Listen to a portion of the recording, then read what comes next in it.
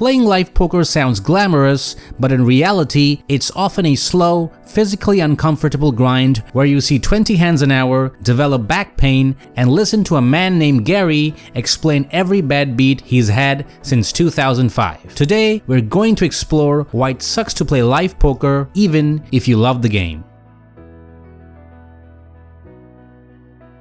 First, let's talk about speed, or rather, the complete lack of it. In online poker, a single 6-max table deals 75 to 100 hands per hour, and fast-fold formats like Zoom can push 150 hands per hour without breaking a sweat. Live poker, meanwhile, limps along at a majestic 20 to 30 hands per hour, and that's if the dealer is fast and nobody tanks. There's no multi-tabling in live poker, just you, your thoughts, and the crushing realization that you drove 45 minutes to fold for 3 hours straight. This brutal lack of volume has real consequences. Your long-term win rate only matters if you actually play enough hands for the math to kick in. In online poker, you can see in a single evening what might take weeks to experience in live poker. You are at the mercy of short-term variance. One bad river card can wipe out an entire week of grinding, and thanks to the glacial pace, you don't get many chances to recover.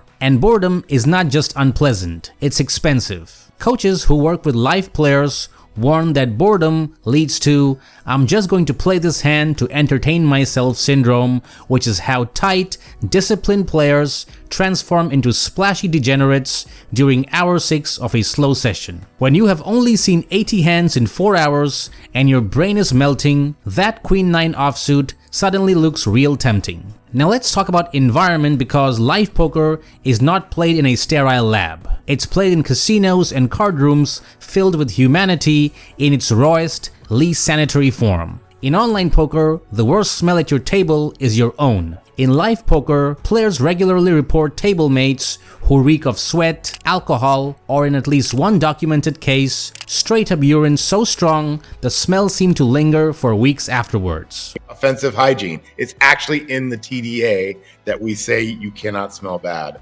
And we need to rectify that situation. We have that tough conversation with the player. We say, "Can you stand up and can we please talk to you?" While holding our nose, of course, and saying, you need to either change your shirt, put on deodorant, or in worst case, and we've had this happen, you have to leave the tournament. Then there's the physical side. Online poker lets you sit in a decent chair, adjust the lighting, take breaks freely, and walk to your own bathroom whenever you want. Live poker means being glued to a casino chair for 6 to 10 hours under harsh light, breathing recycled air, and sprinting to the restroom during a 10-minute break with 9 other desperate people. Studies on long gaming sessions show that extended play in live stress environments leads to mental and physical fatigue, dry eyes, stiff shoulders, headaches, and deteriorating decision-making. Research on decision fatigue shows that as sessions drag on, players increasingly default to autopilot, making lazy, automatic choices instead of thinking things through. In practical terms, that means the longer you sit there, the worse you play, especially in the last couple of hours when the pots suddenly get big and you need most of your brain to function. And unlike other competitive activities, live poker sessions often have no natural stopping point. A juicy cash game can keep you in your seat until sunrise, long after your A game has left the building. Tournament days can easily run from 12 to 14 hours, and your win rate in the second half of those marathons is almost always worse than at the start, even if you feel fine. Let's not forget the logistics nightmare. In online poker, a starting session is open laptop, click sit down, and it's done. Live poker is drive 30 to 60 minutes, park, navigate the casino, put your name on the list, wait 20 to 40 minutes, finally get seated, only to discover the game has 9 nits who haven't smiled since 2019. If you stand up to change tables, you risk losing your seat entirely. Your 4-hour poker session quickly becomes an 8-hour casino commitment. The financial side is not exactly friendly either. You're paying for gas, maybe parking, maybe tolls, definitely overpriced food, and sometimes hotel rooms if you are traveling for a series. And when you're only seeing 20 hands per hour, that rake has a big impact on your long-term win rate. You might technically be a winning player, but after subtracting rake and expenses, your hourly rate suffers immensely. One of the worst emotional parts of live poker is how much more painful bad beats feel. In online poker, when your aces gets cracked, you are already onto the next hand in 2 seconds. In live poker, when your set gets run down by a backdoor straight, you get to sit there for 2 minutes in silence while the dealer stacks your chips in front of the guy who called your pot-sized turn bet with a gut shot because he had a feeling. The social dynamics can also be brutal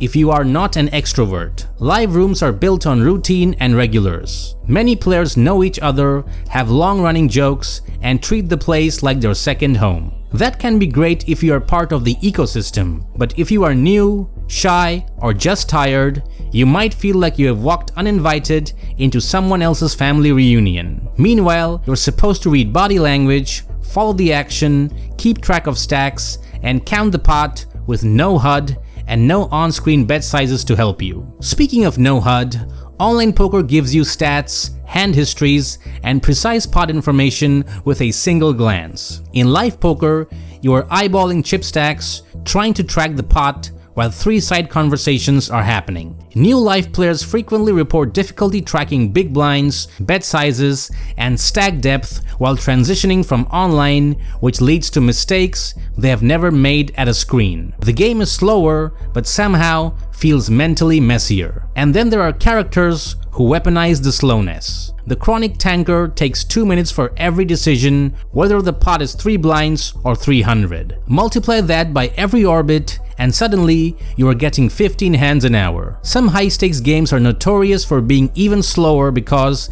every decision is for big money, as if that justifies turning the game into performance art. All of this would be somewhat tolerable if you could at least get a ton of hands in during a week, but the math does not lie. A typical online grinder can easily see 1,000 to 2,000 hands per hour by multi-tabling or playing fast fall formats. To see that many hands live, you'd need 40 to 80 hours of table time. That's an entire work week or 2 just to experience the same number of spots you would see in a single evening online. Your learning curve in live poker is not a curve at all. It's more of a horizontal line with occasional bumps of trauma. Finally, there's the simple fact that live poker amplifies everything. The boredom, the fatigue, the social tension, the slow dealers, the drunk guy in seat 7, the random blow up when someone loses a pot and blames the dealer. Mental fatigue research in gaming shows that